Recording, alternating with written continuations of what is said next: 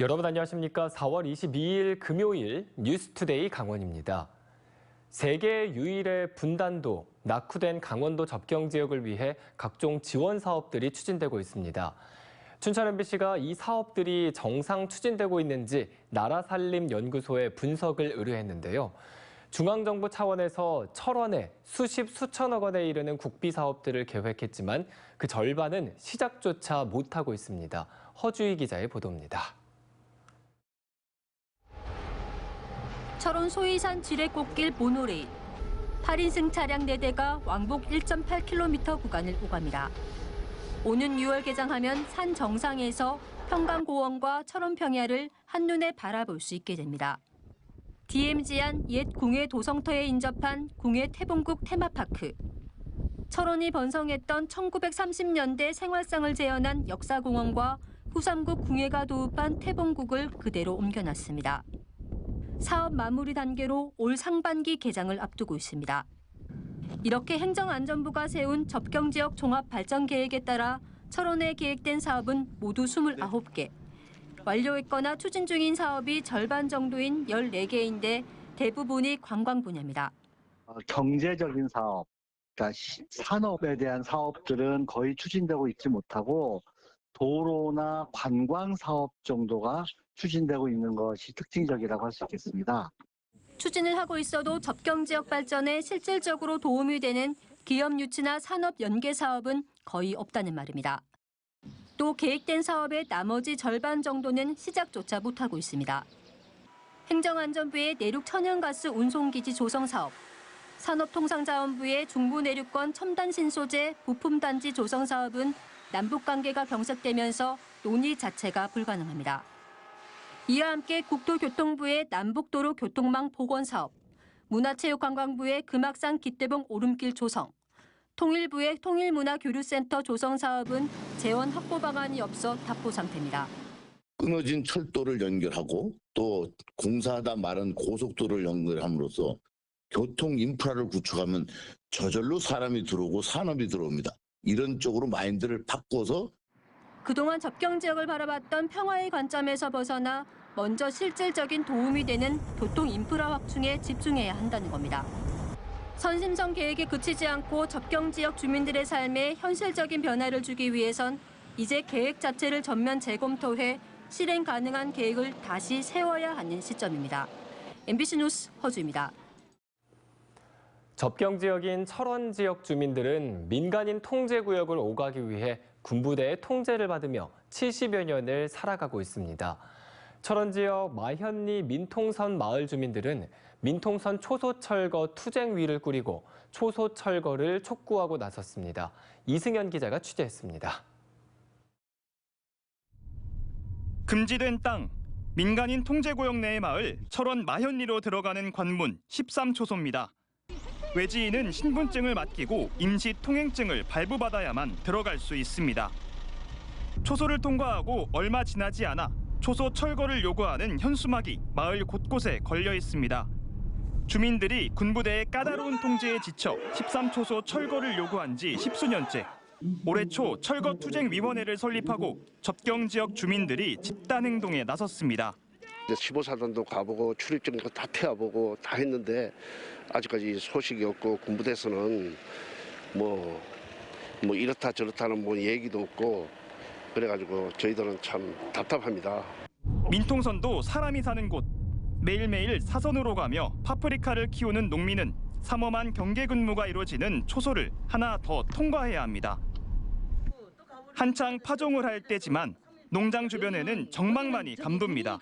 씨앗 뿌릴 외국인 노동자를 구하지 못했기 때문입니다. 농민들은 군부대 감시가 지나치게 삼엄해 외국인 노동자 구인을 비롯해 마을 주민끼리 품앗이도 어렵다고 말합니다. 계속 일해야 되는데 자기는 일가 끝났다고 언제 퇴근해요? 언제 나가요? 이러면은 우리가 무슨 농사가 돼요? 뭐 이제 비상이 그랬다 자기는 훈련 받았다 하면 우리는 또 나가야 돼. 주민들은 군부대에서 CCTV를 설치해 마을 주민의 일거수일투족을 감시하는 등 대북 경계를 명목으로 사생활 침해가 점점 더 심해지고 있다고 주장합니다. 여기 오면 진급 캐스잖아요. 그러다 보니까 혹시나 자기 진급이 지장이 있을까 봐. 그냥 주민들만 이게 통제를 해서 아주 힘들게 더 만들게 한 상황이에요. 군부대는 마을 주민들의 불편을 해소하기 위해 왕래가 잦은 외지인의 13초소 출입 절차를 우선 간소화하고 초소 철거까지 검토하고 있다고 밝혔습니다. 군단과 지략과 더 상급부대까지 해가지고 저희가 이런 안에 검토를 해 주십시오 하고 이제 안을 올린 상태고 그에 대해서 상급부대 면밀하게 검토를 하고 있습니다. 민통선 마을 마현리에서 군과 민이 공존한 지 70년.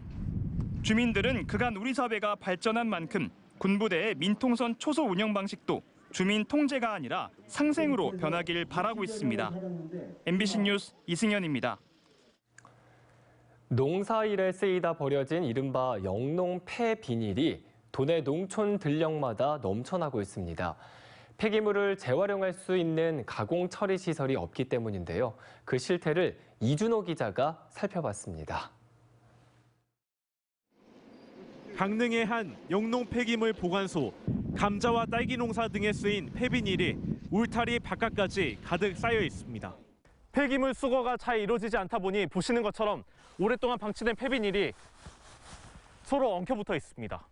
일부 폐비닐은 바람에 날려 전봇대에 매달려 있기도 합니다.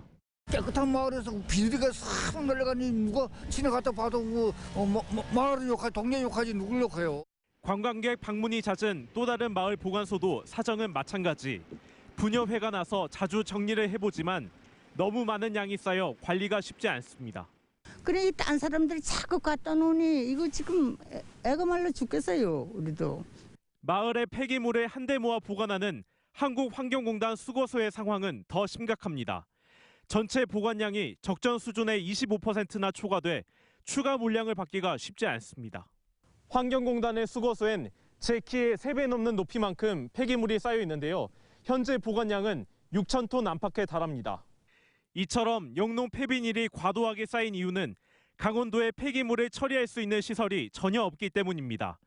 다른 시도의 폐기물 재활용 가공업체는 굳이 유류비가 많이 드는 강원도에 가서 폐기물을 실어갈 이유가 없다고 말합니다.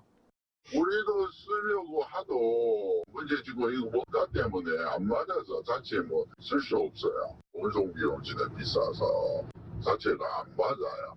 이런 사정 때문에 수거 폐기물을 업체에 넘겨 재활용 등 처리하는 비율은 강원도가 전국에서 가장 낮습니다. 지난 2020년과 2019년 강원 지역의 처리율은 각각 15%와 29%로 전국 평균의 3분의 1, 2 수준에 불과합니다. 한국환경공단은 영농 폐기물 처리 문제를 해결하기가 쉽지 않다고 밝혔습니다.